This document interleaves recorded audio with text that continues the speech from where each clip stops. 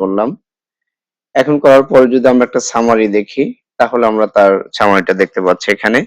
আমরা চাচ্ছি যে একটা ইনভয়েস প্রিন্ট করব, অর্থাৎ তাহলে আমরা ইনভয়েসটা এখানে ড্রপ ডাউন সিলেক্ট করে দেব। দেওয়ার পরে জাস্ট আমরা এখানে করলে পরেই আমরা অটোমেটিক ভাবে একটি ইনভয়েস এখানে দেখতে পাচ্ছি। এখান থেকে আমরা যদি চাই এটাকে পিডিএফ আকারে আমরা সেভ করব, জাস্ট এখানে পিডিএফ আকারে ইনভয়েসটা সেভ দিলেই অটোমেটিকলি আমাদের পিডিএফ আকারে সেভ হয়ে যাবে। আমরা চাইলে এটা মেইলে অথবা প্রিন্ট করে তাকে সরবরাহ করতে পারবো। আজকে এই ভিডিওর মাধ্যমে আপনাদের সাথে আর একটি নতুন সফটওয়্যার নিয়ে আলোচনা করব। সফটওয়্যারটি হচ্ছে ইনভয়েস ম্যানেজমেন্ট সফটওয়্যার। এই সফটওয়্যারটি ডেভেলপ করা হয়েছে মাইক্রোসফট অ্যাক্সেস দিয়ে। এই সফটওয়্যারটির মাধ্যমে আপনারা খুব সহজেই সেলস ইনভয়েস তৈরি করতে পারবেন। তাহলে চলুন কথা না বাড়িয়ে দেখি সফটওয়্যারটি কিভাবে কাজ করে। প্রথমে সফটওয়্যারটি আমি একটি ইউজার নেম এবং পাসওয়ার্ড দিয়ে লগ ইন করছি।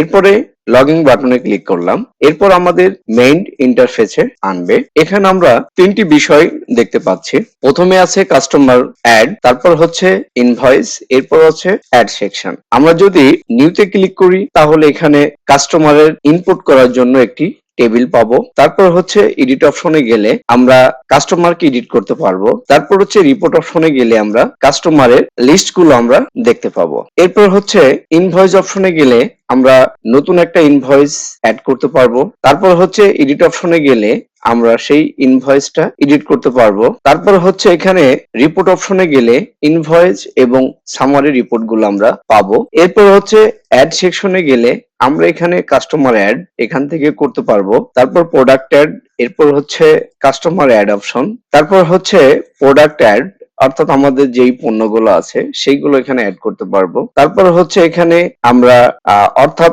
একজন ম্যানেজারকে আমরা এখানে অ্যাড করতে পারবো। তারপর হচ্ছে এখানে আমরা কান্ট্রি অ্যাড করতে পারবো। এখন আমরা দেখব যে প্র্যাকটিক্যালি কিভাবে বিষয়টি কাজ করে। যেহেতু আমার পূর্বে থেকে কিছু কাস্টমার অ্যাড করা আছে, আমার এখানে দুইটা কাস্টমার অ্যাড করা আছে। আমার এখানে দুইটা কাস্টমার অ্যাড করা আছে। আমরা দেখতে পাচ্ছি যে সামি ট্রেডিং আর একটা হচ্ছে রাসেল ফ্যাশন নামে দুইটি কাস্টমার অ্যাড করা আছে।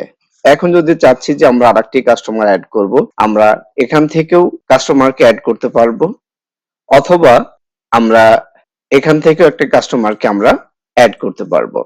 এখন আমরা একটি কাস্টমার অ্যাড করি। ধরে নিচ্ছি আমরা একটি কাস্টমারের নাম্বার দিই, 3 নাম্বার কাস্টমার। এটা নাম দিব হচ্ছে ফ্যাশন। তারপর হচ্ছে লাস্ট নেম, যিনি মালিক তার নাম ধরে নিচ্ছি রহিম। ফার্স্ট নেম এবং ইসলাম দিচ্ছি। অ্যাড্রেস দিচ্ছি গাজীপুর। তারপর যদি আরো অ্যাড্রেস থাকে আমরা এখানে দিতে পারবো। এরপরে জিপ কোড আমরা একটা দিয়ে দিলাম বা পোস্ট কোড, ধরে নিচ্ছি এটা বাংলাদেশ। তারপর হচ্ছে ফোন নাম্বারটা আমরা দিয়ে দিব, জাস্ট একটি ডেমোর ক্ষেত্রে আমি ইউজ করছি। এরপর হচ্ছে কাস্টমার আমাদের অ্যাড হয়েছে।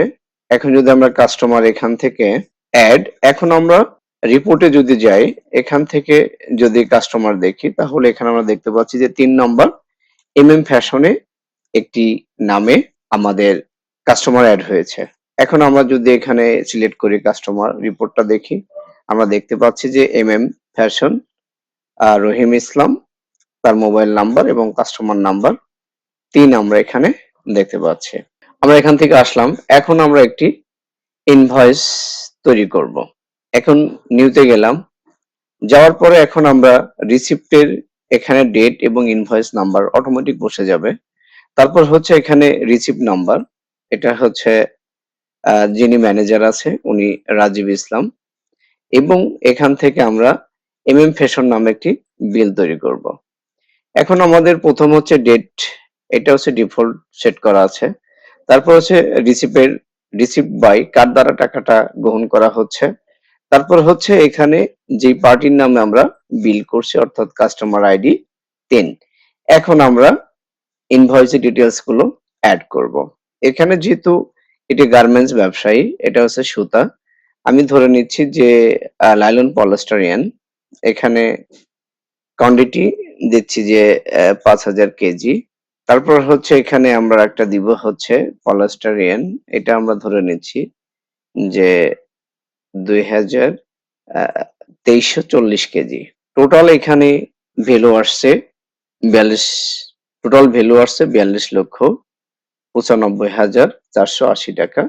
এখানে যদি আমরা ডেলিভারি চার্জ ধরে নিচ্ছি, যে ট্রাক ভাড়া সেটা ধরে নিচ্ছি 50,000, তাহলে এখন টোটাল ভ্যালু দাঁড়াইছে 23,45,480 টাকা।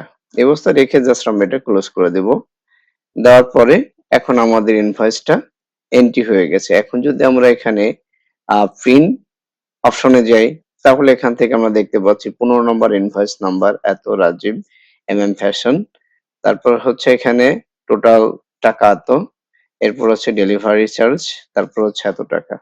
তাহলে এটা যদি চাই যে আমরা পিডিএফ করব, আমরা পিডিএফ আকারে ওটাকে সেভ করতে পারবো। পিডিএফ আকারেও আমরা এই ইনভয়েসের ডিটেলসটা আমরা সেভ করতে পারবো।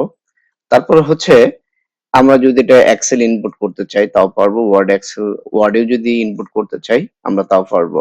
অর্থাৎ এখান থেকে যদি আমরা প্রিন্ট অপশন ক্লিক করি, অটোমেটিক এটা প্রিন্ট হয়ে যাবে। এখন আমরা ইনভয়েস নাম্বার দেখছি এখানে 15 নাম্বার। এখন যদি আমরা রিপোর্টে যাই, আমি এখানে সিলেক্ট করলাম, তারপর হচ্ছে ফ্যাশন সিলেক্ট করলাম। এখন করার পরে যদি আমরা একটা সামারি দেখি, তাহলে আমরা তার সামারিটা দেখতে পাচ্ছি এখানে। আমরা চাচ্ছি যে একটা ইনভয়েস প্রিন্ট করব, অর্থাৎ তাহলে আমরা ইনভয়েসটা এখানে ড্রপ ডাউন সিলেক্ট করে দেব। দেওয়ার পরে জাস্ট আমরা এখানে করব, করলে পরেই আমরা অটোমেটিক ভাবে একটি ইনভয়েস এখানে দেখতে পাচ্ছি। এখান থেকে আমরা যদি চাই এটাকে পিডিএফ আকারে আমরা সেভ করব, জাস্ট এখানে পিডিএফ আকারে ইনভয়েসটা সেভ দিলেই অটোমেটিকলি আমাদের পিডিএফ আকারে সেভ হয়ে যাবে। আমরা চাইলে এটা মেইলে অথবা প্রিন্ট করে তাকে সরবরাহ করতে পারবো।